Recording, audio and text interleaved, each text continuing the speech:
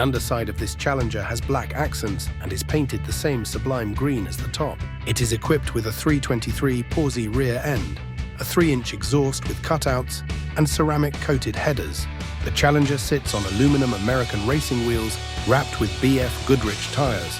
In the engine bay, we have a 440 big block motor with SRP 10:1 pistons, Streetmaster cam, HV oil pump, Mylodon 7-quart oil pan, ported 452 heads with stainless valves, a Demon carburetor, Billet Specialties serpentine pulleys, vintage air AC system, 4-core radiator, electric fans, billet hood hinges, and billet valve covers and air cleaner.